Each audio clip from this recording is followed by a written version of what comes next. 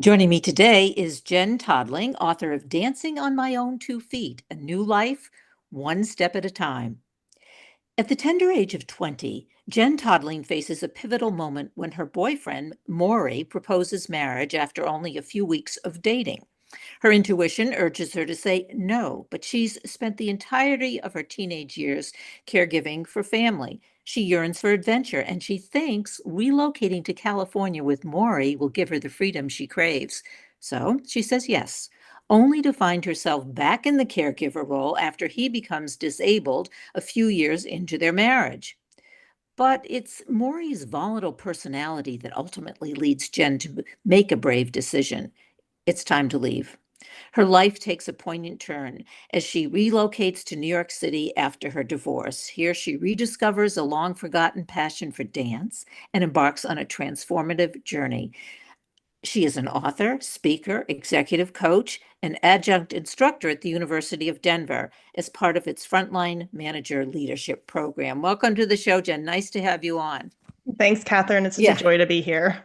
nice to finally have I you know. on, right? We got With it. We got all our it. glitches, my glitches, let's put it that way. Yes. It's Okay, all so good. yeah, it's all good. And it's a memoir. This is your memoir. This is It your, is. yeah, transformative experience. So let first, I guess I have to ask you, because I really did read a detailed intro, but what gave you the courage to actually make the break, like to be able to say goodbye? Because was there a defining moment when you said, I can't do this anymore? I can't be a caregiver. What happened?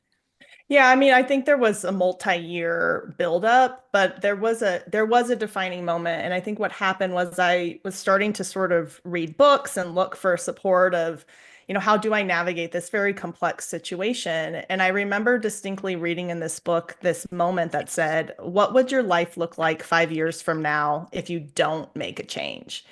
And I started to envision that, and I just felt like I can't do another 5 years in this situation. Yeah. Like something needs to change.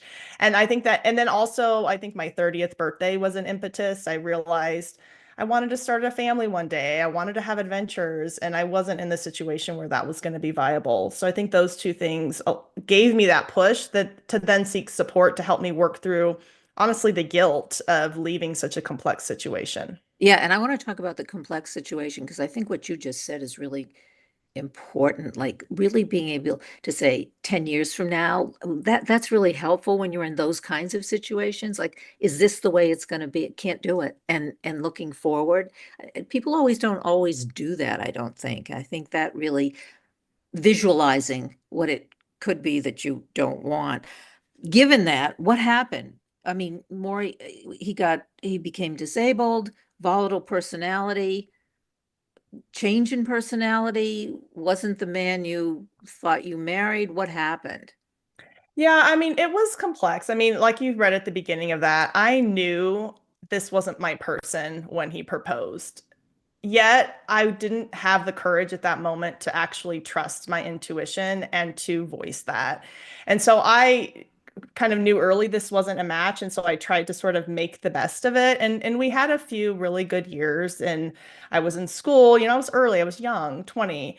And then he got sick, and it took 5 years to actually figure out, what was wrong. And through that time, it's hard to know, right? The complexity of being to a point where he was basically homebound.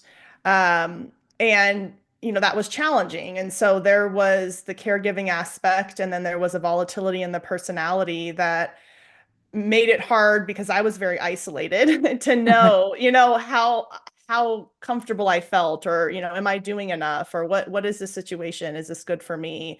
And I think ultimately what happened is I got to a point, recognizing the cost of staying for my own mental health, because I started to, experience challenges mentally, and I had sort of a little bit of a breakdown. And I think that was also a pivotal moment where I realized, okay, this is regardless of the cause, right, of Yeah. the behavior, it didn't really matter.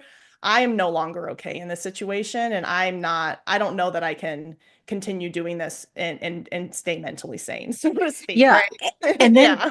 I mean, I get it, and think a lot of women here, listening to you will also get it.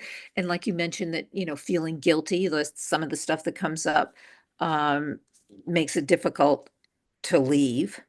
Yeah. But yeah, but as you said, we don't want to have the breakdown, like you're saying. You sort of had a breakdown. What would you say to women in similar situations where they feel they have to leave, they want to leave, but we don't want them to necessarily have to go through like what you went through? What would you say? How could you mitigate that? Or can you?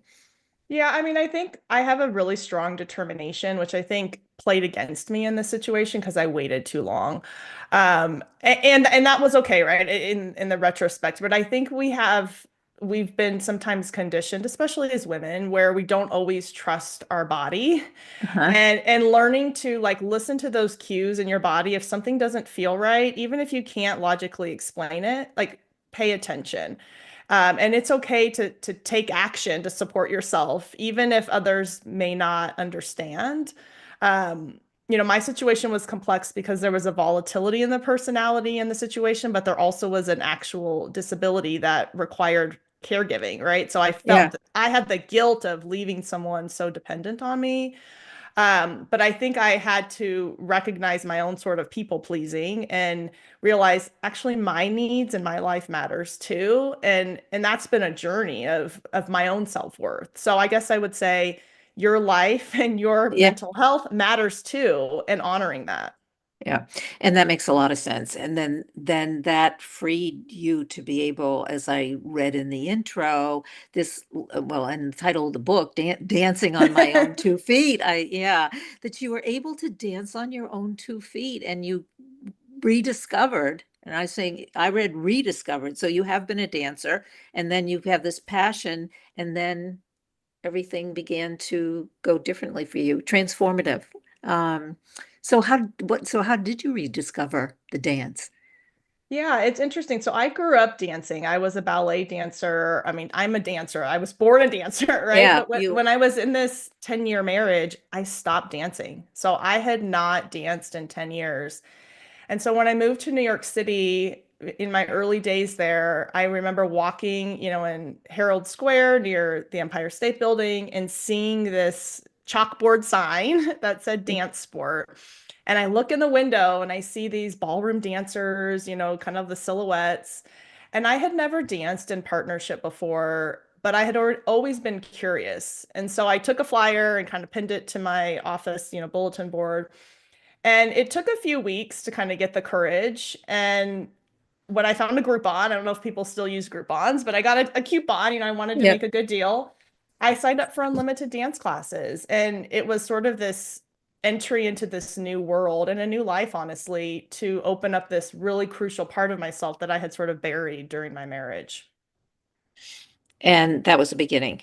And That was the yeah, beginning. yeah, that was the beginning. And then okay, so now you are a an executive coach. Now, isn't this the kind of thing when you have your clients as an executive coach that you talk about following your passion, being able to do that or incorporating that into your profession or your life's work?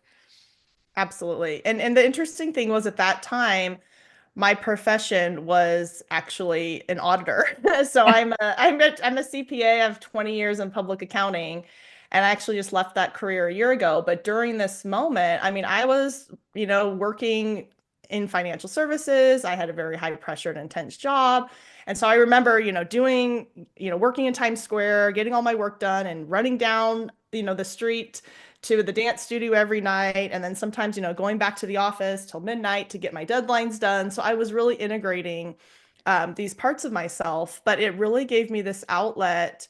Honestly, that also made me better at my job, but to open up a different side of my brain and self that I had sort of disconnected with, and really started to come into my authentic self again and rediscover what was important to me.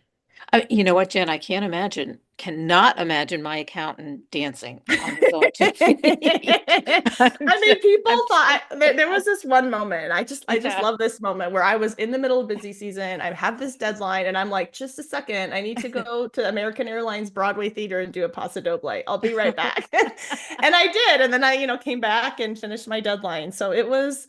I've always sort of been that oddball out, but I think that there's some value in that. It's definitely odd in a very good way. And Yes, yeah, we just have to follow your lead, literally follow your lead. exactly. Yeah.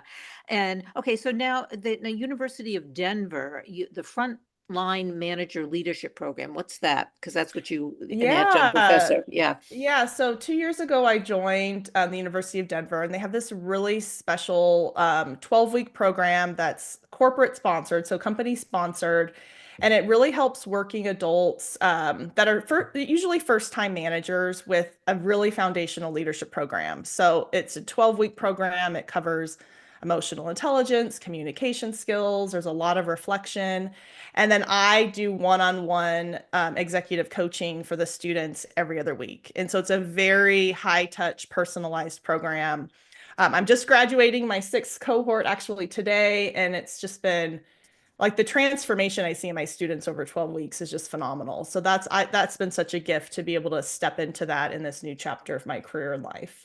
Yeah, congratulations. Now, is this equally male, female, or do you get more Yeah, women? Yeah. Yeah. it is. It is. And I have kind of a wide variety of students. So professional services, retail, hospitality. So you really get to see, the different challenges. But honestly, what I find is a lot of time people just need a little bit of encouragement, just a little bit of like, you got this. And then they take off. Like it doesn't actually take that much, but we're also hungry for just a little, hey, you can try and push yourself a little bit. And then they do, and the results are phenomenal. And I'm assuming the university, because this is something unique, this is something that hasn't been done before, is excited about it too and promotes the Oh program. yeah, Yeah. yeah, yeah. Last semester, I ended up teaching two cohorts because I think we had almost 900 students enrolled, uh, which was one of our biggest classes. So it's a very wonderful benefit, and the students really just walk away transformed. Well, when you said, and I'm kind of going back to what I mentioned before, but you were talking, this passion that we have to find our passion and combine it, like dancing and being an accountant, for instance, that's one. Yeah. But like, how do you do that? I mean, you're talented. You said, I've been a dancer all my life. This is something I got back to. What do you say to people who maybe they don't, or at least they don't think they have anything to go back to, or that they were particularly passionate about? All they think about is earning money and earning a living and doing what they do professionally.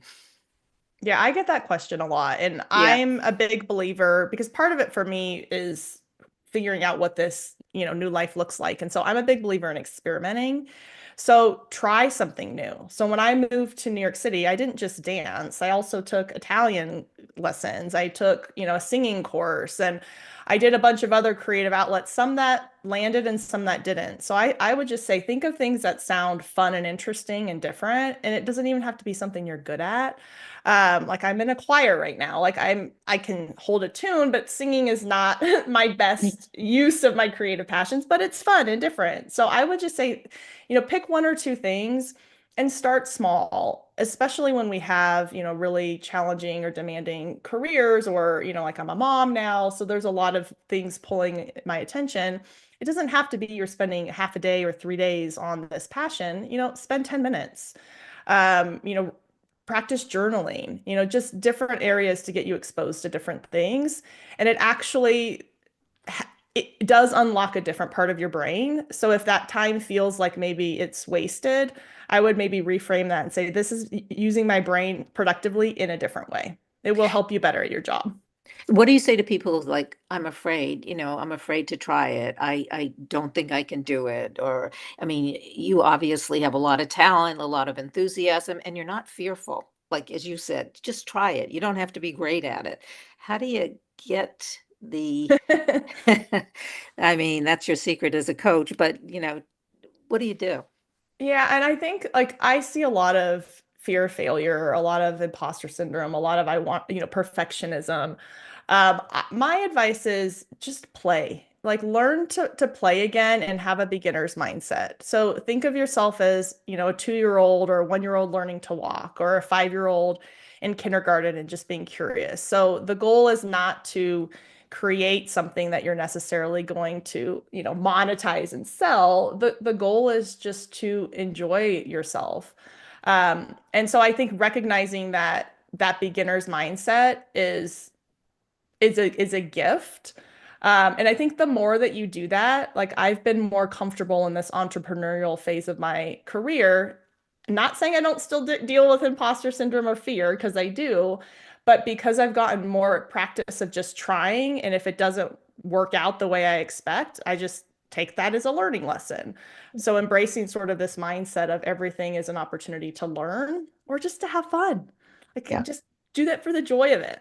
Yeah. Well said. Just to have fun. Just That's to have okay. fun. It's Yeah. enough. Yeah. Let yourself go. I think it's great. And obviously let yourself, one of the things our listeners should do is read your book, because this is what the book is all about and how you did it. And I've been talking to the author, Jenn Todling, and the title of the book is Dancing on My Own 2 Feet, A New Life, One Step at a Time. So, okay, so Jenn, give us websites to go to, platforms to go to for more information about the book and about your work, because you're doing a lot of stuff. Yeah, the best place to start is my website, jentodling.com, and that's Jenn with 2 N's. I also have a free Substack newsletter that I do weekly inspirational posts and details on my author journey. So that's Soul Spark in Substack. So feel free to connect with me on my website or through Substack. Great. It's great having you on the show today. And really, thank you so much. And thanks for sticking with us in the beginning. It's my pleasure, Kathryn. Yeah, Thanks for having great me on. talking to you. Yeah, Thank good luck you. with the book. Thank you. Thank you.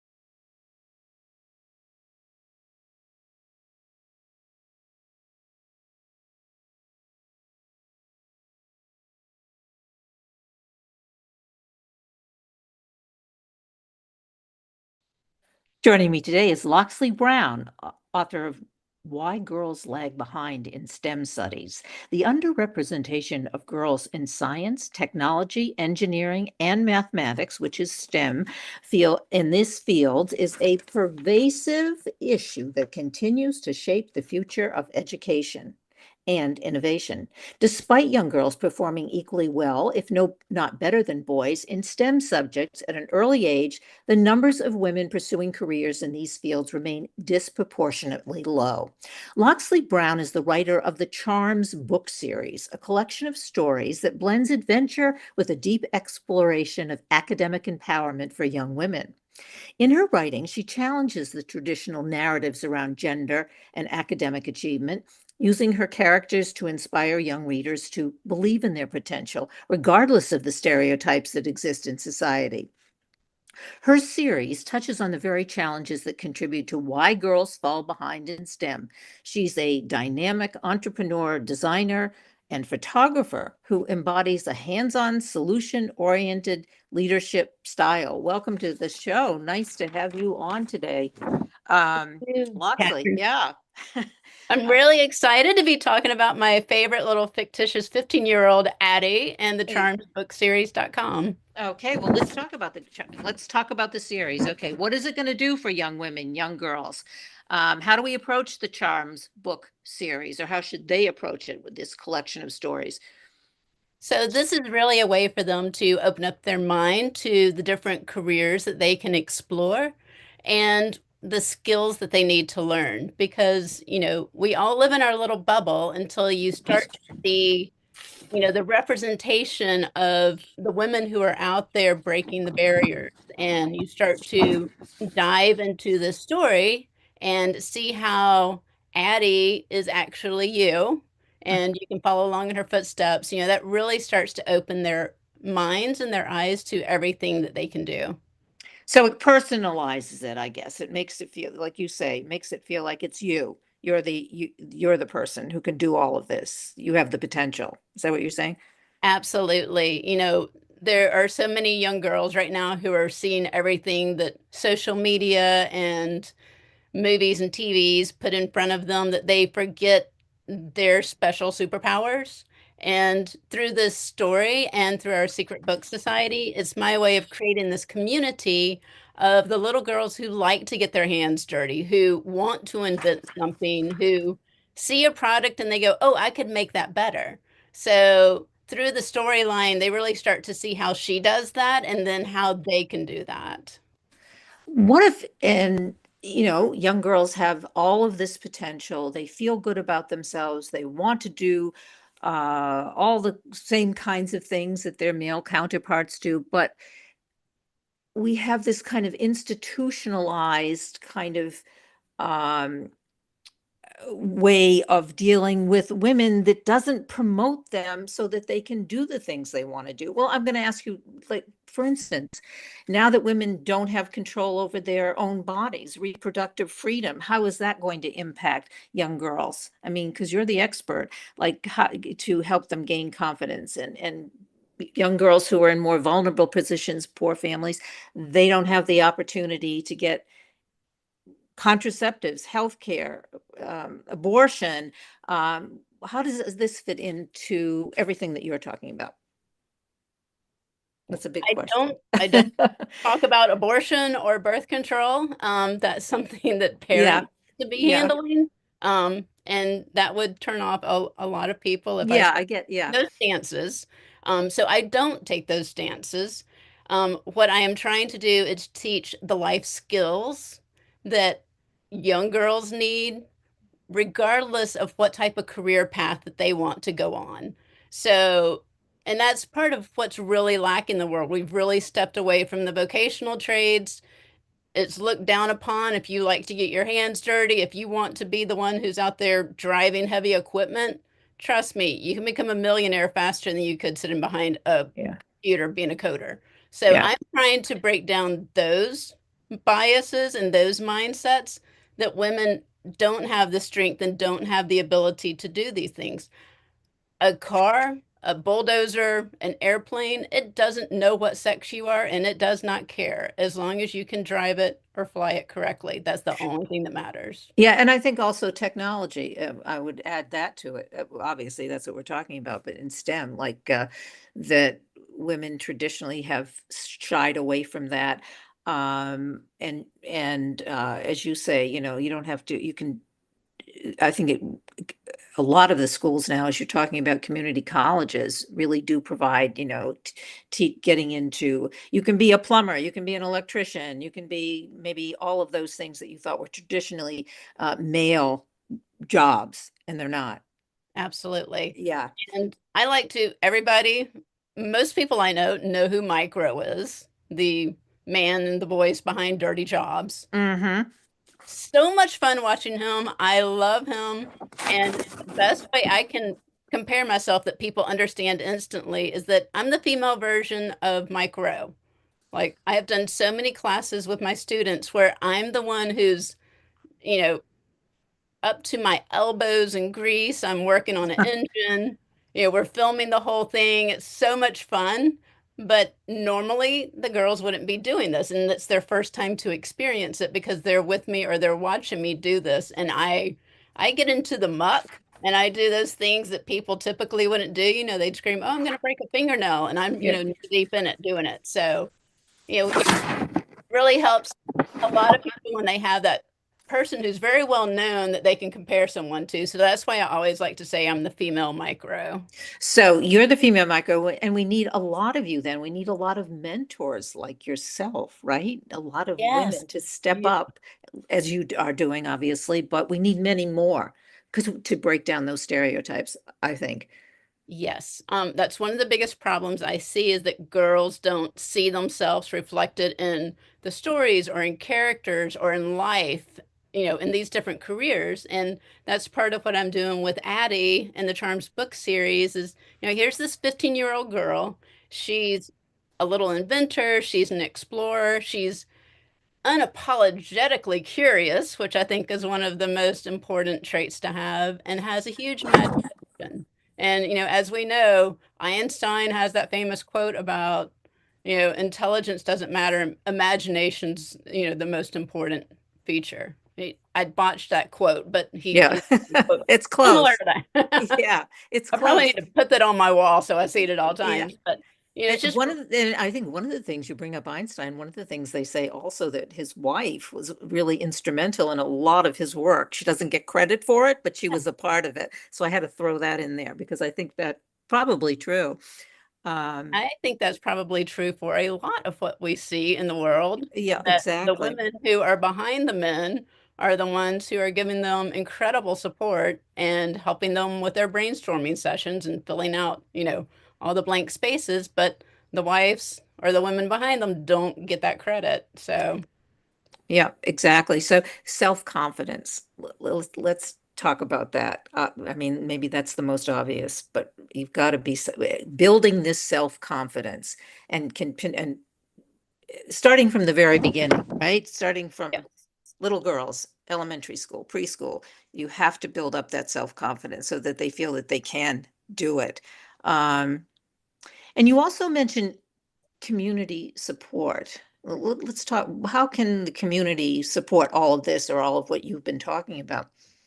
So through the Charms book series, we create our own community within those who have started reading the book and starting getting involved with what we do, and we support it through our secret book society. So, it's a monthly newsletter where we provide Zoom meetings online so the girls can get together with me and we talk over different situations that they're handling so that I can bring those into the storyline and help give an explanation through Addie's eyes through what they're facing.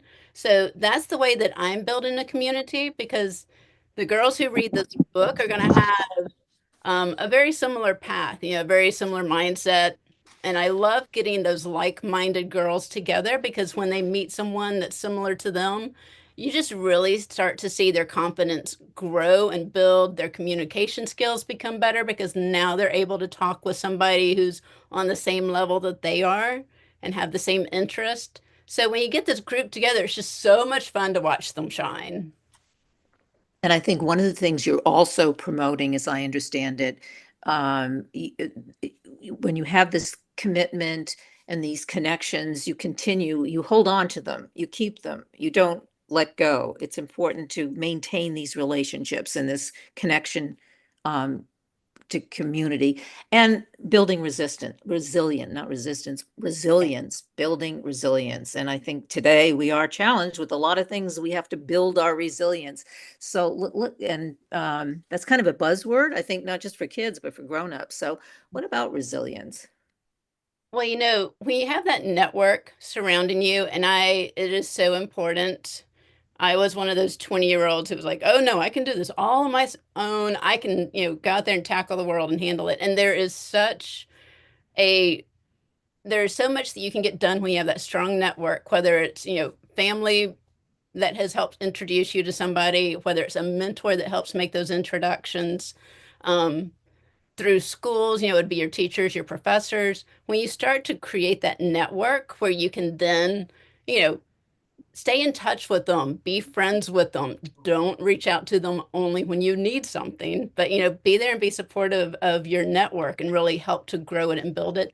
That's when you start to build up that resilience, because no matter what life is going to throw at you, and life will throw a lot at you. We never thought COVID would happen.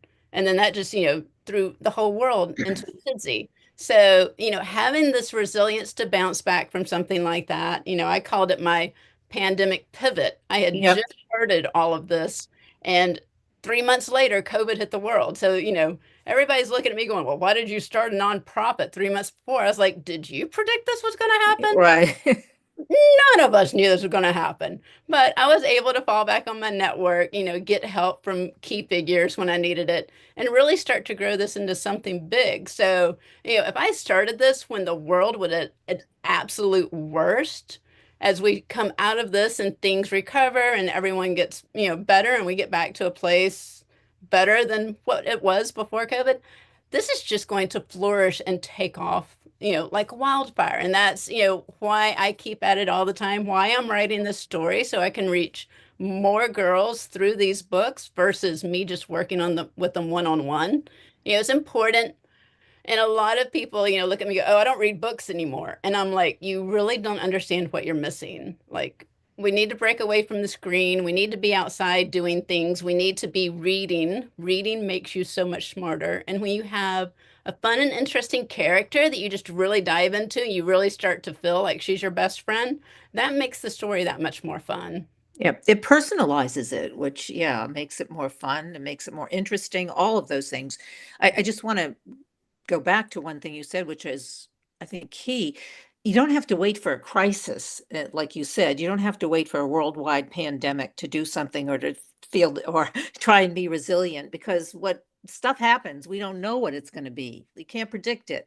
So it's just an ongoing ability to do all the things that you've been talking about to improve self-awareness, to improve your skills, to do all of these kinds of things, and not wait till a crisis and then try and think, oh God, I've got to deal with this, because it's a continuation. And I think that's really important. Yeah. We sometimes tend to be crisis oriented, right? We wait till something horrible happens and then we try to deal with it. And Kind of the best way I could explain that to people is think about pilots, airline pilots. You don't want them to figure out how to handle that crisis in that airplane while it's happening and you're in the back. They go through so much training, hours and hours and hours in a simulator, simulating crashes, simulating, engine burning. They go through so much training in that regards. They have checklists, and, we're all human. And I remind everybody, if you've got, if you know what you need to get done, create a checklist and then go through that checklist and just, because we're going to all forget something at some point. So, yes, don't wait until that crisis period happens to learn these different skills. Prepare for it. Be like a pilot and get that training in and just be able to do it with your eyes closed. I mean, that's a perfect example. And I'm thinking of Sully Sullenberger. That's the example. I mean, that's the ultimate example, right? That you're kind of describing. When you say his name, because I have such admiration and respect for him and what I do too. Yeah. Saving all of those people. And that was, I mean, he was, towards the end of his career, he had trained so much and so long and so well. And, if you watch that movie, you hear them say, well, we had a simulator do it 20 different times. And he's like, you've got a millisecond to figure out how you're going to handle this problem. And you have to have had that training to know how to do it every time. Exactly. And he had the training. It was his lifelong skill. Exactly. That's a good example. Airplane pilots, example of what you're talking about. You also mentioned, and maybe we've touched on it, but purpose-driven leadership. Okay. That's what you're known for. Maybe explain that more in detail. What does that mean, purpose-driven? For me, it's truly knowing your goals and being that stand-up person with great ethics and morals who is helping to share their knowledge, knowing that you're not always going to have the easiest path to get to where you're going, but do things the right way for the right reason and for the right people so that your purpose and your mission really truly come through in everything that you do. So, I'm always telling everybody and my friends that I've worked with for the past 30 years, they know that if I say I'm going to do something, it will get done even if it is sometimes to my detriment because I don't get enough sleep or I don't have enough money or whatever happens, I will make certain that it happens. And I think there are so few leaders now that will do that. They hide behind a screen, they hide behind the internet, and they don't fully stand up and do what they say they're going to do and support it in the way that it needs to be supported. So for me, if you have this purpose and you have defined that goal and you stand by it through everything that you do, that's going to show through the bad times and the good times, and people will know that you're a solid figure that they can depend upon. Okay. So they can count on you. Oh, They know absolutely. and they can count on you. My girls know that. Everybody knows that. They can count on you. You're consistent and you follow up. You use the word follow up, which is key. So how do you maintain, because you are a person who is motivated, driven. How do you take care of yourself? Just emotionally, maybe because that takes a lot of energy and that's a gift. And so what do you do what's your downtime? Um, Yeah. because I don't get that much, but when I do, is things that most people wouldn't consider downtime. Like I love tinkering, I love gardening, I love, being outdoors. I have to have my nature fix, so anytime I can get out and walk, I can. It's just those things that other people would go, oh gosh, you're wearing me out. I'm out there building something, I'm working on my truck, doing all of these things that I like to see a project started and come to life and, here I have this finished project because, a lot of times with what I'm working on, there's such a long-term goal that I can't see things happening every single day and it doesn't happen instantly. It never does. So I like to do, those little weekend projects where, I go out there and I take care of my garden. I have, great flowers in the summertime. So in other words, you're like, that's interesting. So because you are a committed long-term person when it comes to your goals, doing these short-term things, like you say, like gardening or things like that, gives you pleasure. It's I don't want to say it's easy, but it relaxes you because you do it, you finish it, it's done, and it feels good in a short period of time. And you get to see this finished product. When I go outside and work in the yard, everybody else will be like, oh, she's weed eating and this is her day off, or she's out there raking and this is Yeah.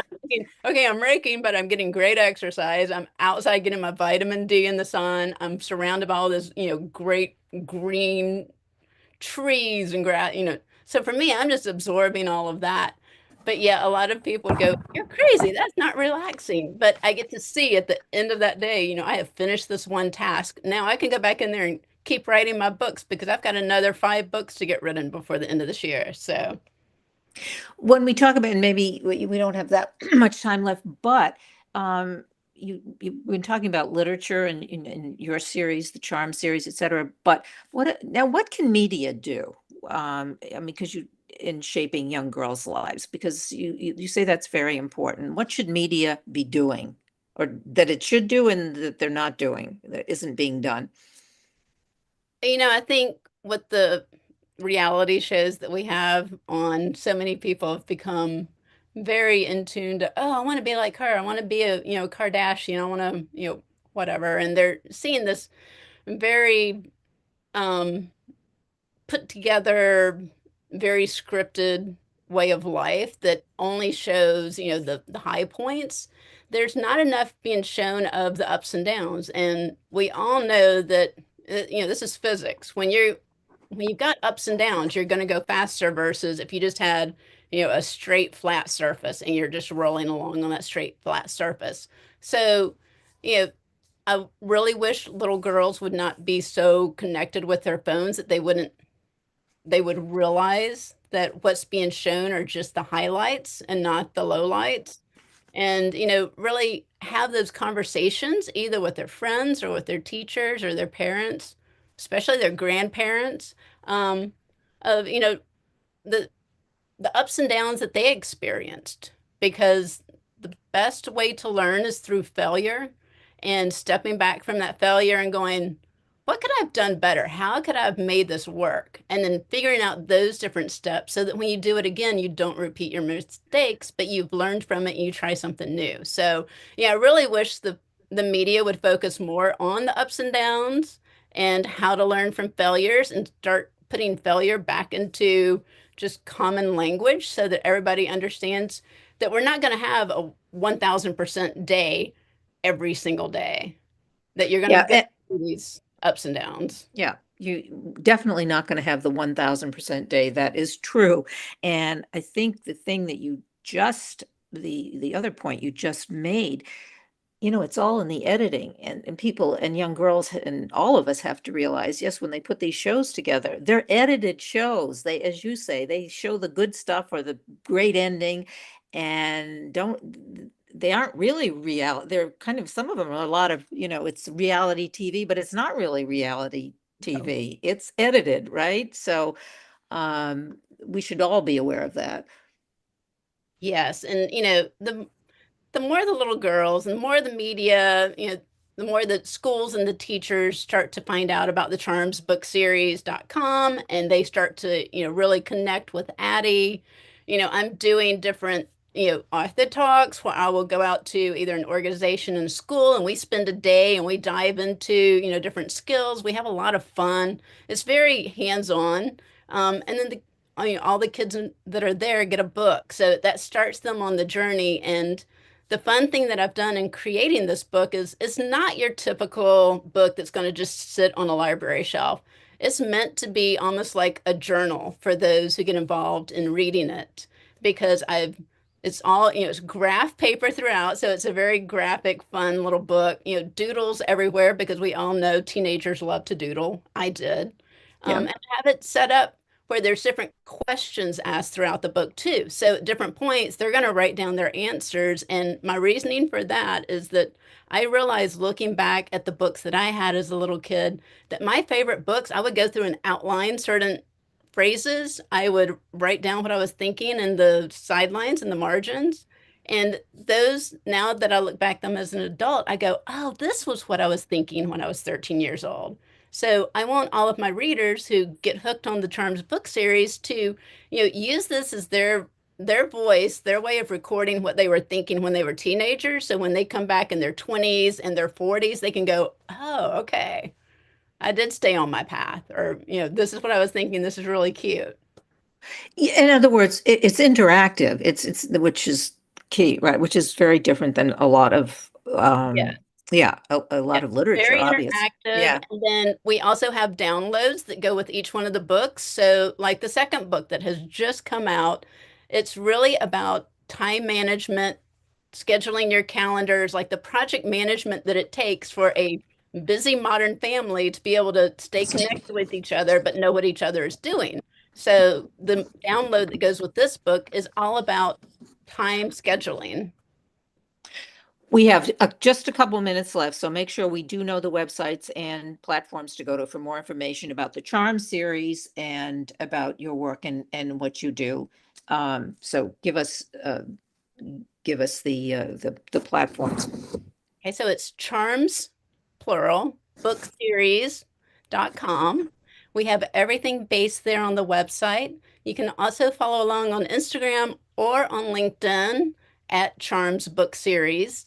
And we just have so much that we're building out on the website. I would primarily focus on the website, and you can also purchase the book there too.